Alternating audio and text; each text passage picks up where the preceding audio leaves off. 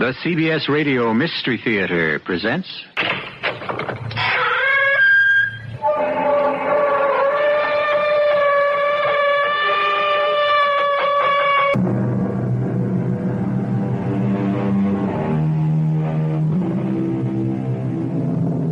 Come in. Welcome. I'm E.G. Marshall. We have another story designed to hit you right between the ears. Murder, of course, is a common, everyday subject of the mystery story. But we promise you that this one murder has an entirely new kind of definition. You've heard the expression, being of two minds. Well, Joe Vincent, our hero, or should I say our victim, is very definitely a man who could be described that way. The only trouble is, one of those minds seems to be bent on homicide. Pete, is he still alive? I can't tell you, Doc. Mr. Vincent, can you hear me? Doc, do you see what's written on that mirror in soap? No, it's kind of blurred, Pete. It's just one word. It says death.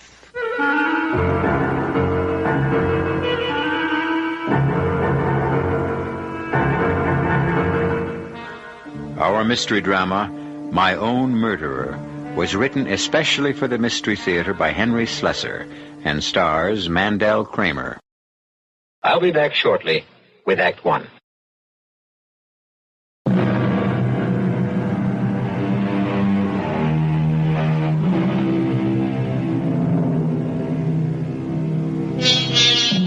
What is the past? What is the present? Sometimes our minds can no longer tell the difference. Sometimes the strains and stresses of our lives stop us from sorting out the differences between then and now. You're about to meet a man who has this problem, and others. But in order to meet him, we have to take you away from what we hope are your comfortable surroundings and bring you to the mean streets of Skid Row, to the shabbiest part of a large metropolitan city, because that's where you'll find Mr. Joseph Vincent.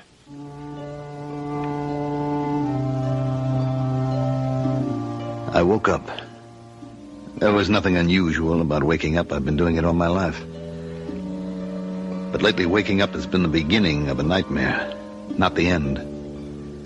The moment I opened my eyes, I knew this morning was going to be one of those days when I'd have to face that terrible emptiness again, that frightening jump between the real and the unreal. Because when the cold light of morning oozed through the dirty panes of the window in front of me, when I finally made sense out of the strange angles and unfamiliar shapes that formed my surroundings, I realized that I was in a room I'd never seen before. It was a hotel room, probably. There were always hotel rooms, foul-smelling boxes. But I was Joseph Vincent, and I didn't belong in a flea-bag flophouse of a hotel. I didn't belong in this cell of misery.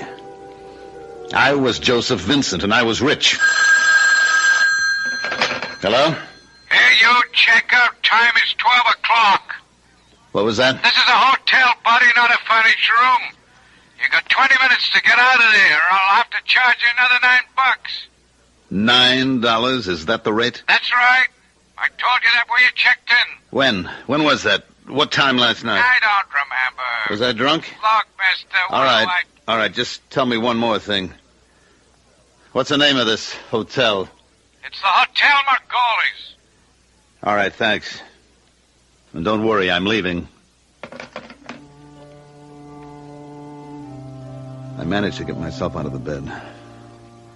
I was still dressed.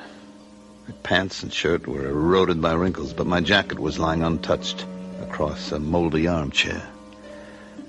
I reached for the wallet and checked my money. It was all there. Then I saw something else. It was a water glass and a small bottle. I picked it up and looked at the label. There was a skull and crossbones on it. My flesh turned cold, and the small label blurred in front of my eyes. It was poison, no doubt of it. I put the bottle down with disgust. I struggled into my jacket. Went to the mirror to check out the condition of my face. And there it was once more, the same familiar sight, the letters written in soap across the face of the mirror. And the message was signed as it always was, but this time the words read, "Next time you die."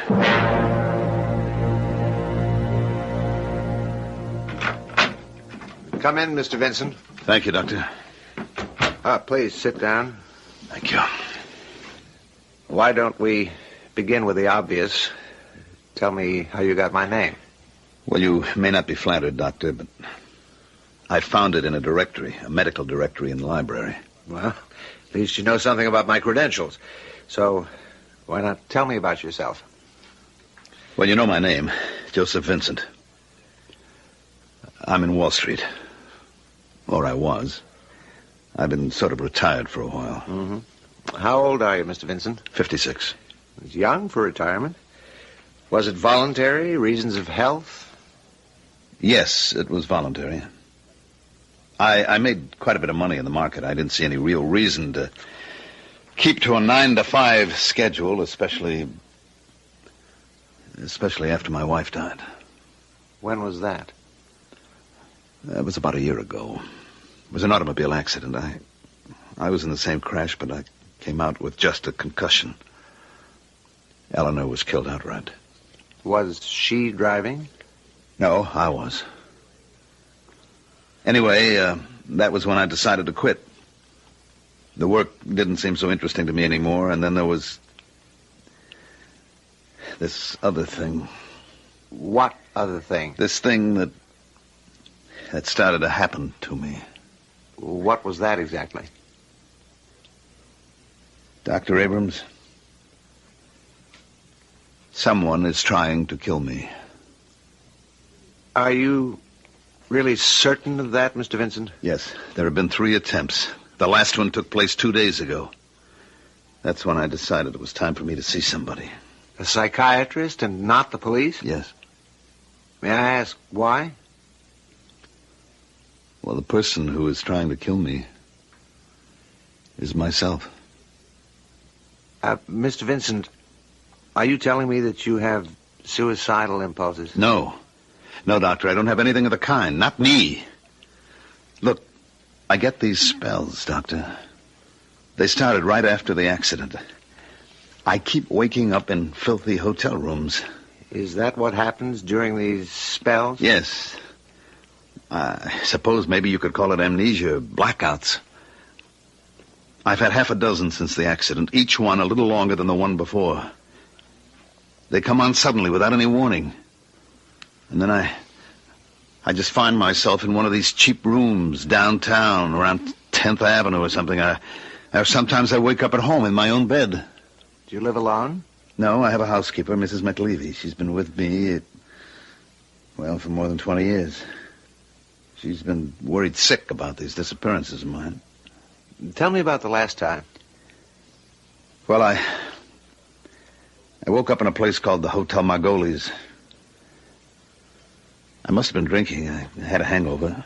I could still taste the wine I'd drunk, a cheap muscatel. There wasn't any wine bottle in the room, but there was something else. A bottle of poison. Poison? Yes. And there was one more thing. What was that? A note. Written on the mirror in soap. What did it say? It said, "Next time you die." And it was signed Joe Vinacelli. Joe Vinacelli? Who's that? It wasn't the first time Vinacelli had threatened me. Twice before he left notes for me on the mirror. This time he tried to poison me. Next time is it. Mr. Vincent, who is Joe Vinacelli? I told you. It's me. Yes. Look, I know my name is Joseph Vincent, but it wasn't always. I came to America 34 years ago, and my name was Giuseppe Verdi Vinacelli. My father was a great opera lover. Everybody called me Joe when I arrived, and I had a lot of different jobs. I was a construction worker. I was a barber, a salesman for an ice cream company. Then a friend of mine got me interested in the stock market. I went to school at night for about 4 years, and then I got a job down on the street. I don't know, maybe I was smart or maybe I was lucky, but... And why do you think Joe Vinacelli is after you? I don't know, Doctor. That's why I'm here. So you can explain it to me. Why this other man that's in me, in my own body, wants me dead.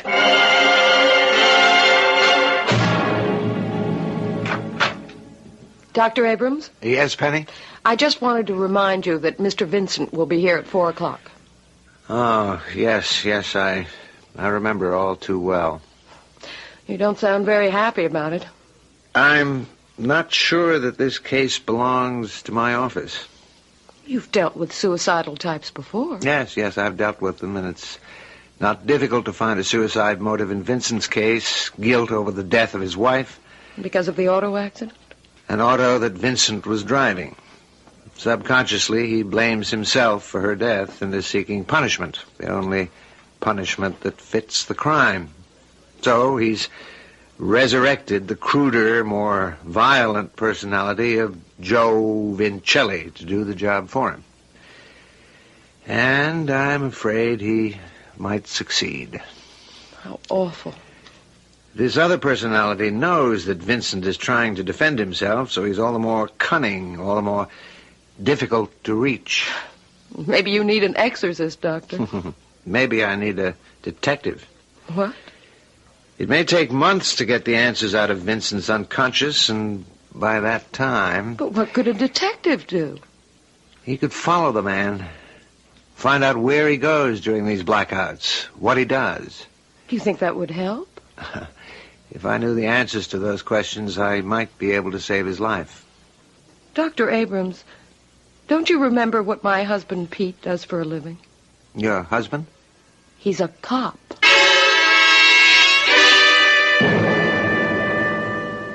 I don't understand what you intend to do, Dr. Abrams. Well, I know it's unorthodox, Mr. Vincent, but I think the problem is critical enough to warrant some unusual tactics. That's why I wanted you to meet Mr. O'Connor. Just call me Pete, Mr. Vincent. Pete is my nurse's husband. At the moment, he's on leave from the police force. I've got a minor disability. A junkie stabbed me in the side last month. But don't worry. I can get around just fine. Well, what do you intend to do? Arrest Joe Vinacelli? You're not too far wrong. What we need to do, Mr. Vincent, is find out exactly where your friend Joe Vinacelli takes you when you have these spells of amnesia. Now, I could continue to probe your unconscious for that answer, and I will, but at the same time, I'd like to try a direct approach to the problem. Yeah. I see that it does make sense. I've often thought I needed to be watched. If we can catch you in the personality of Joe Vinacelli, Mr. Vincent, maybe we can make Joe listen to reason and leave you alone. But the least we can do is stop him from killing you.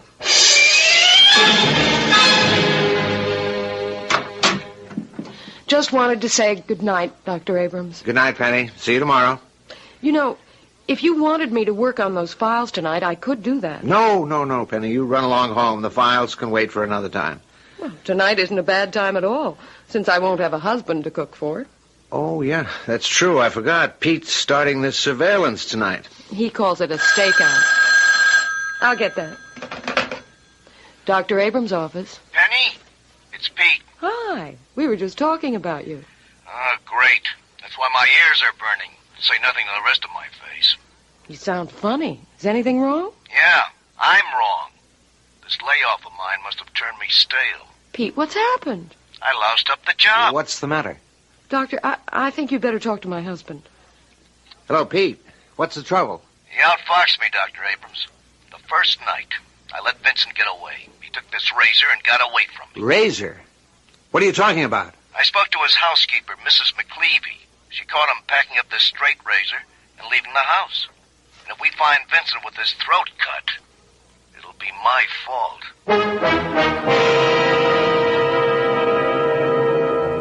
Well, the question is, who got away?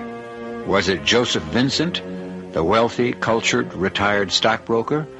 Or was it tough Joe Vinacelli, a man capable of violence, perhaps capable of murder? And would both personalities finally come into conflict and end both their lives? We'll learn a great deal more when I return shortly with Act Two.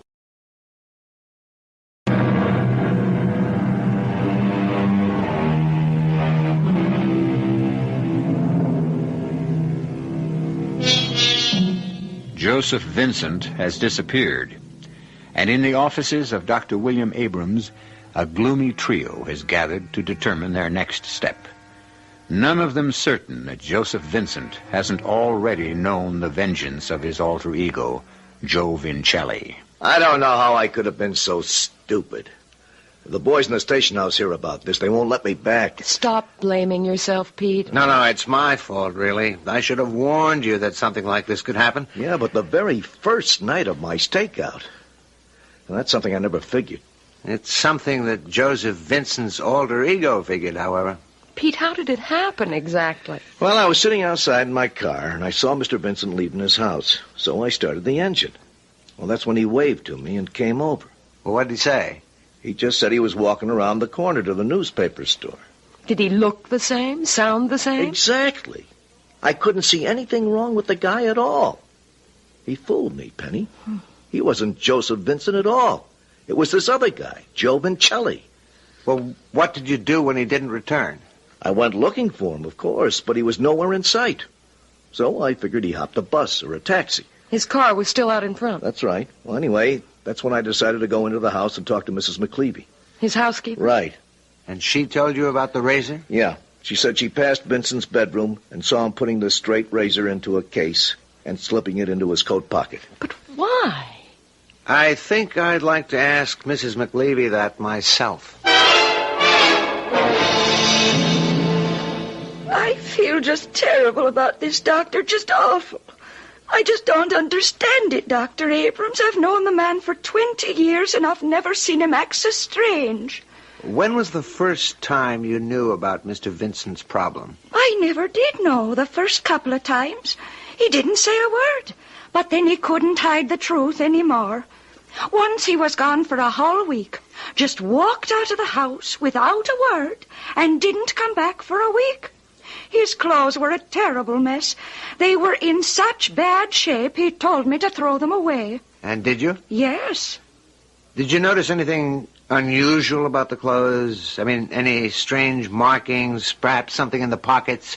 Well, there was one thing. What was it? Well, I'm a little bit ashamed to say. No, please, Mrs. McLeavy, it might be important. Well, it was a calendar. One of those. Those? Oh, you know, with one of those women on it without a stitch. Oh, yes, I see. Do you still have it? No, I threw it away, along with his dirty clothes. But do you have the clothes he wore the last time he disappeared? Oh, yeah, I got them all ready for you. Just back from the dry cleaners. The dry cleaners? Of course. I sent them out just as soon as he came back. Oh, Mrs. McLeavy, we wanted those clothes just the way they were. Well, I can't imagine why you'd want dirty clothes, Doctor. Oh, well, never mind. I'll take them just the way they are. I'll get them for you. Oh, Mrs. McLeavy. Yeah? One more thing. Did Mr. Vincent always use a straight razor? Why, no, he never did. What? He used an electric razor. All the time.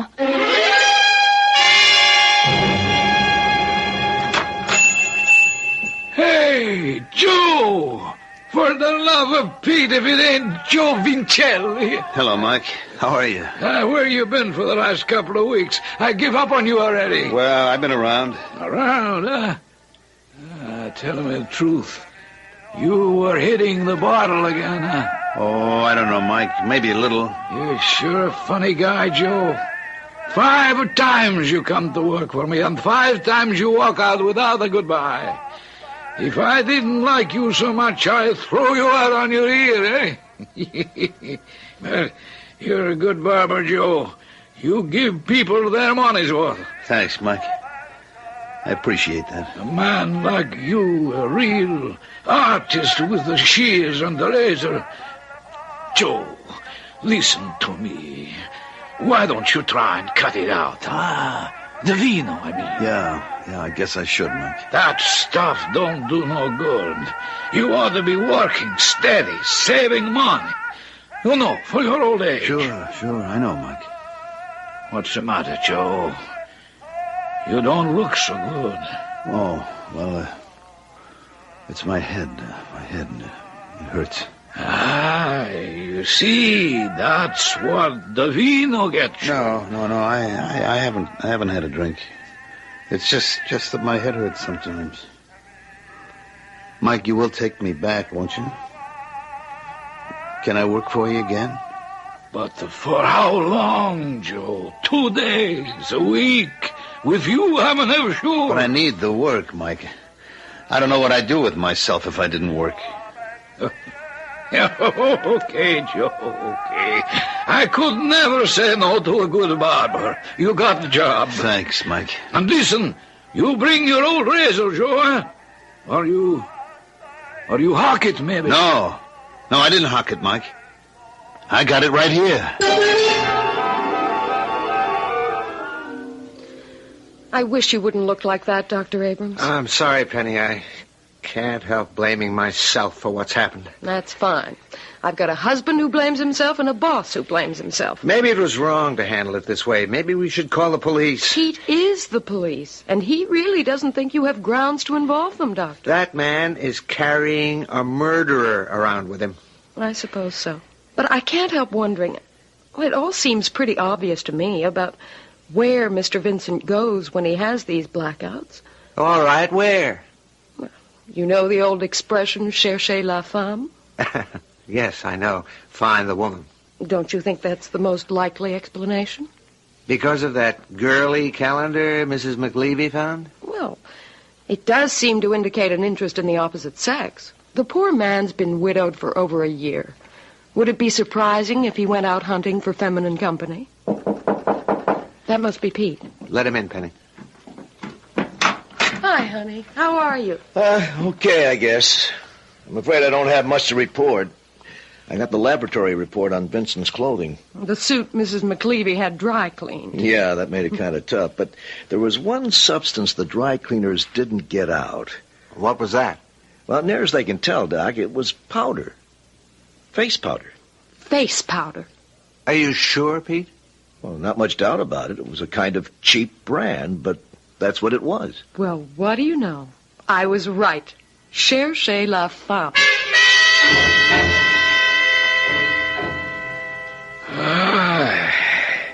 Nobody gives a shaver like you, Joe.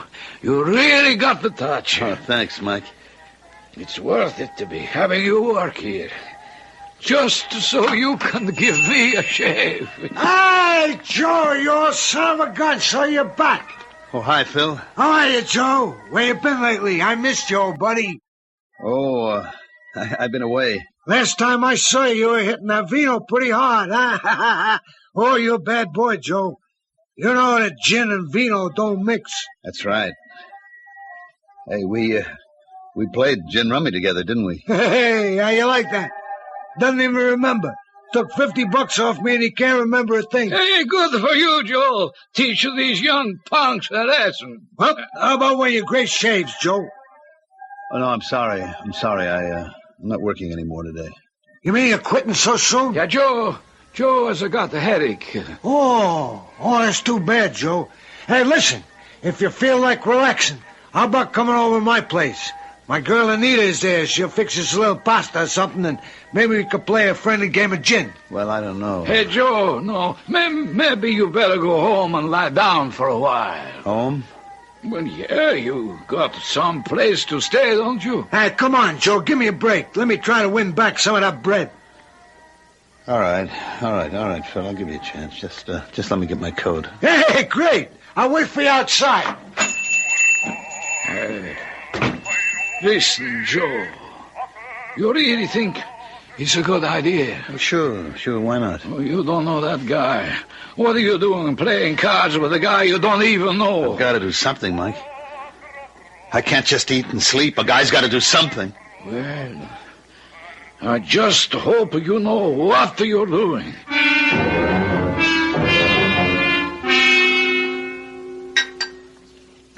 Go on, Joe. Help yourself. Boy, these cards are really lousy. They'll look better after a little more vino, Joe. Looks to me like you boys need a fresh bottle. No, no more for me. Don't you like the stuff, Joe? Maybe I shouldn't drink anymore. My head feels like a tom-tom. And maybe it's the red stuff. Hey, Anita, how about breaking out that Chablis? How's that sound, Joe? Yeah, okay. Oh, I'll give you the 8 of hearts. Oh, that's nice of you, Joe. I'll take that there little 8 of hearts and give you the 2 of diamonds. Here you go, boys. Nice fresh bottle. 2 diamonds. 2 diamonds don't do me no good. Drink up, Joe. Yeah, thanks. Thanks a lot. How about picking another card, Joe? Oh, didn't I just pick one? You're getting a little stupid now, Joe. Drink your vino, Joe. That'll make everything look better. Yeah, go ahead, Joe. Have a drink. Yeah. Oh, yeah, that's right. It's good. It's very good, Phil. This is very nice. Oh. Be careful! Joe. Hey, Joe. Yeah, he's out like a light. Dead to the world. Hey, come on. Give me a hand with him. What are you going to do, Phil? You don't know what I'm going to do, baby. I'm going to make sure that Mr. Vinacelli is really dead to the world.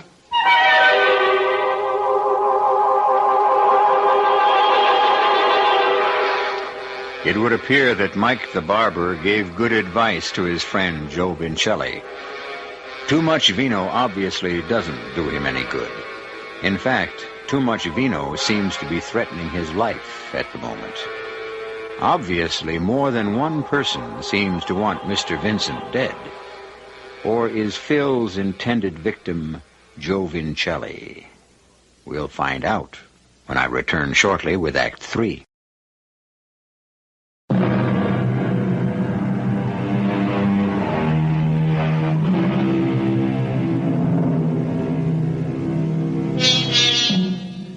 Joseph Vincent has disappeared, and a man who used to call himself Joe Vinacelli has taken over his body, returning to the trade he knew as a young man. But Joe Vinacelli has encountered another young man who doesn't seem to like barbers, and is about to do something about it. At the same time, in the office of a psychiatrist named Dr. Abrams, a worried trio ponders the problem. I can tell you one thing. Vincent didn't take a taxi when he walked around that corner. I checked it out with the Hack Bureau. No cabbie in the vicinity picked up a guy that fits his description that night. Therefore, he either walked to where he was going or he took a bus. Let's face it, we're at a dead end. Don't use that word. You really think the guy's a menace to his own life, Doctor, huh? Well, he hasn't been my patient long enough for me to answer that, but based on his past history, I'd say the chances are pretty good. I'll get it. Dr. Abrams' office. Who? Yes, he's here. Pete, this call is for you. Oh. A man named Halsey? Oh, yeah, it's Sam Halsey from the lab. Hello, Sam? Yeah. Uh-huh. How many did you say? Well, that's peculiar, huh? Yeah, sure. Well, thanks a lot, Sam. I really appreciate this. So long. What was that all about? Well, the laboratory isn't still working on those clothes of Vincent, are they? No, not the suit that was dry cleaned, but I found another suit in Vincent's closet. I kind of, borrowed it to see if we would turn up the same kind of face powder. Did you? No, but Sam says they found something else. They found hairs on the suit. Small particles of hair. Blonde or brunette? Well, that's the crazy part. They found both. And some redhead, too. Wow. Did you say he wasn't a Romeo? Now, wait a minute. If they were small particles, of course. I just remembered what Vincent told me about his early life in this country. What did he say? He had several jobs here before he got into the stock market, and one of them was barber. Barber? Hey, that would explain it all right. The small bits of hair. And that calendar he brought home that time. Where's a better place to pick up a girly calendar than a barber shop? And that face powder on his clothes. Well, that's it. He goes to a barber shop. I'd say he probably works there. And that would explain why he packed that straight razor of his. It's probably the same razor he used when he started shaving guys in America. But why in the world does he want to work in a barber shop? He's a rich man. But he's not a rich man when Joe Vinacelli takes over his body. He's the poor immigrant all over again, doing the same work he did then. So all we've got to do is find out which barber shop he works in. He's sure to be working under his old name, Vinacelli. But there must be 1,000 barber shops in this city. We can't call all the barbers. Well, if we're lucky, we won't have to call them all. We'll find the one where Mr. Vinacelli is working.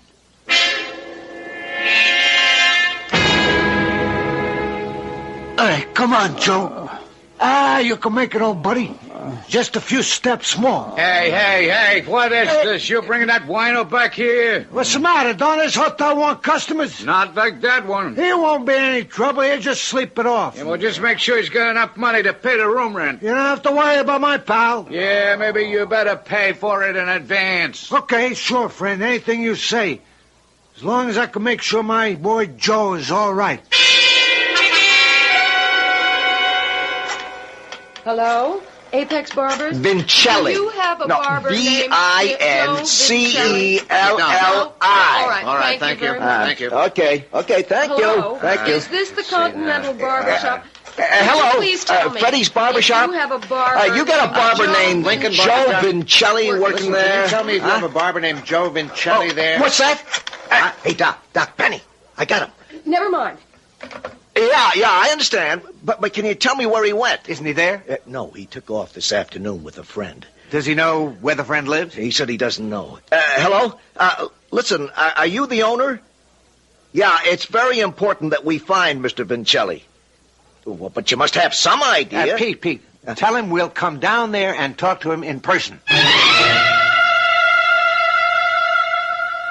Now, look, if Joe is in some kind of trouble... No, it's not the kind of trouble you might think, Mr. D'Angelo. You said you were a cop, right? Yes, I'm a police officer, but this gentleman here is a doctor.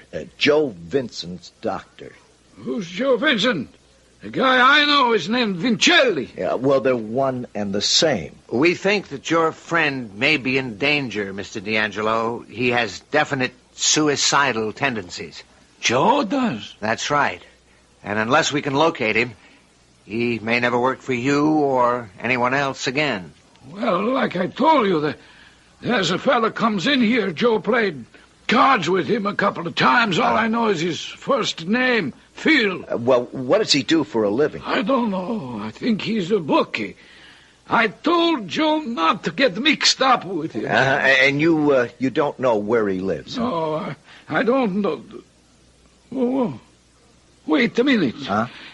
He has got a girlfriend in the neighborhood named Anita French. Maybe she can tell you where he is. That's it, Joe. That's all it's going to take. Just turn on the heater and let some nice gas into the room. Sure, Joe. Hey, you just lie back and take it easy. Now, just one more thing. Gotta get the soap. Here it is. Let's see. What do we want to write today, Joe? Hey, I know. Just one word today, Joe, okay? Just one word.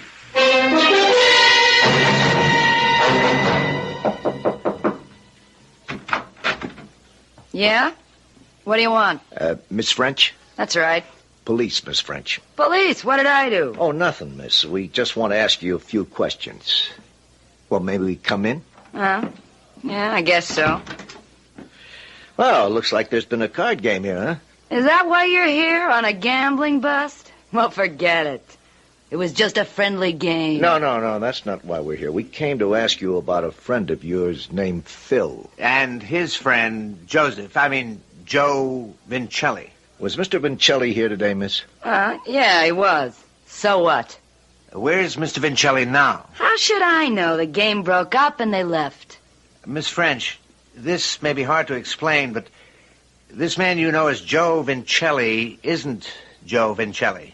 He has another personality, another identity. I don't know what you're talking about. Well, it's not important that you understand. What is important is that Joe Vinacelli is in danger of taking his own life. What? We've got to find this guy before he hurts himself. Now, can you understand that much? Hey, Pete, wait a minute.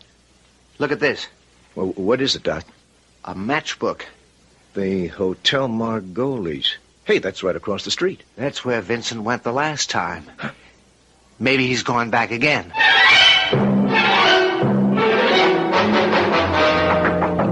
Mr. Vincent! Joe! Are you in there? He might be asleep. Or worse. Come on, you. Open the door. All right, already, all right. Oh, good Lord, it's gas. Turn that heater off. The window open.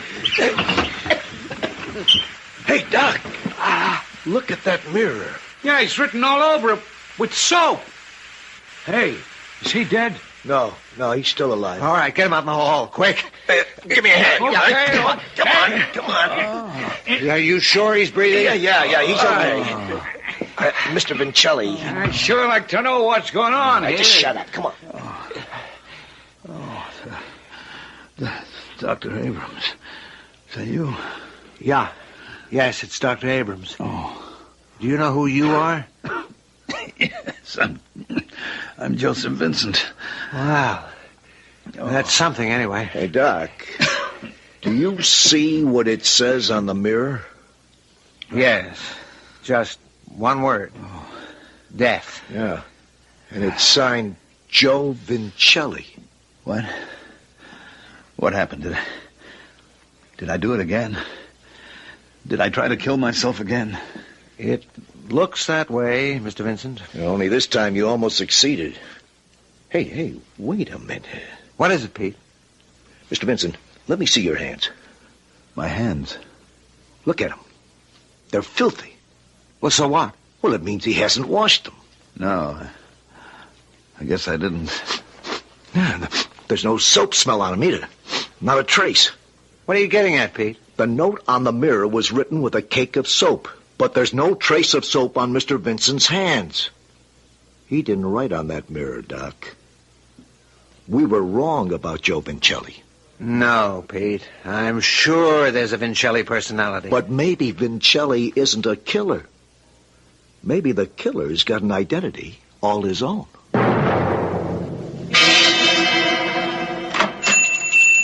Hi, Mike.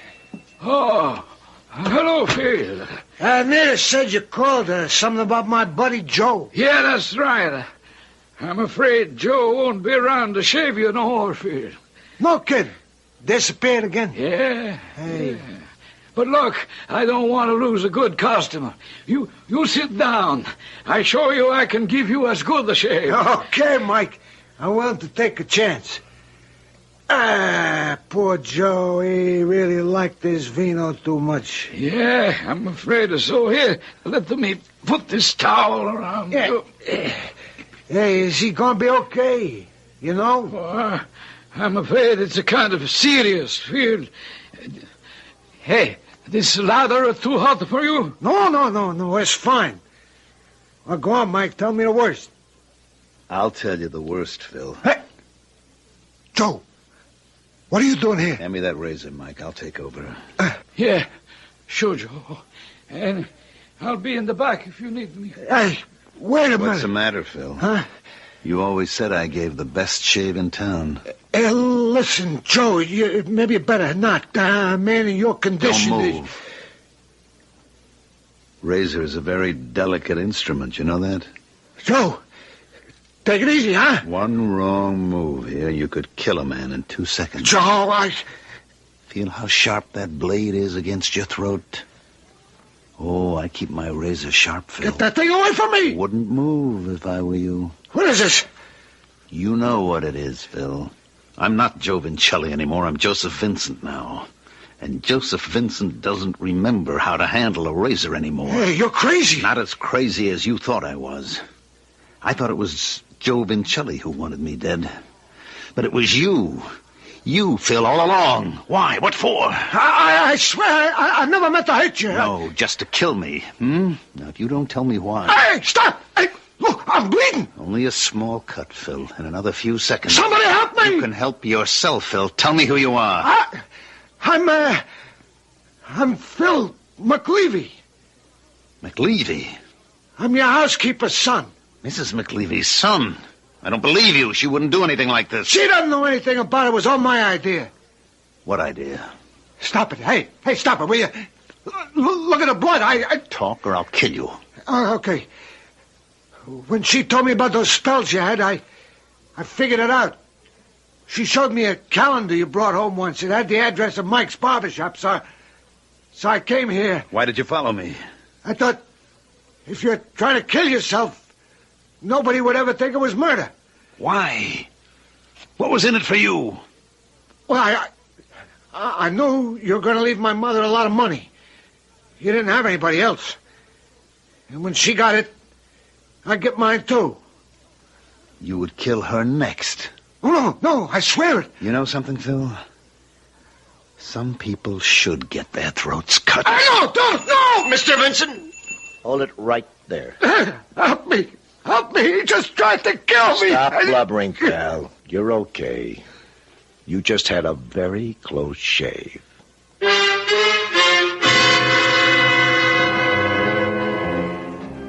They say that barbershop shaves are becoming a lost art.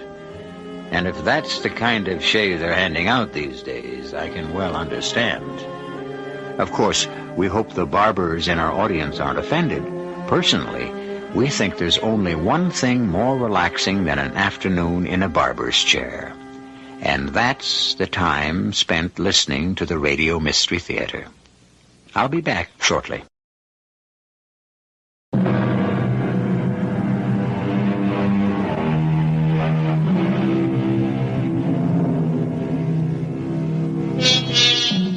Perhaps you'll remember the story about the man in the barber shop who was getting a fine straight razor shave while a very pretty blonde lady manicured his nails. He said to her, "You're the prettiest girl I've seen in years. How about a date tonight?" She replied, "Why don't you ask my husband? He's shaving you." What? No laugh? Well, that's not the purpose of the Radio Mystery Theater anyway. We're here to hand out chills and thrills, and we hope you'll be back for more. Our cast included Mandel, Kramer, Robert Dryden, Catherine Byers, Suzanne Grossman, Ian Martin, and Sam Gray. The entire production was under the direction of Himan Brown. And now, a preview of our next tale. You have to be suspicious when a man wants to give something away. I think he was completely cracked, except that crazy math of his works. So does his engine. I don't have any idea what you're talking about. He wants to give it to me. Now, you can't tell me there isn't a catch in that somewhere. He just wants to give it to me. The whole thing, no strings attached. Give you what? Look, he's got this machine, this motor, his engine. Designed it, built it himself, he says, invented it. Draws its power from sunlight, sun rays. Now, there's a difference, and it's just gonna... it's gonna blow the whole world up, that's all. A bomb? Oh, no, just the opposite, I guess you could say, only the mess it could make. It's like we made a wrong turn 100 years ago or so, all of us, our whole society, and what he wants to do is to back up and make the proper turn. This is E.G. Marshall inviting you to return to our Mystery Theater for another adventure in the macabre. Until next time, pleasant dreams.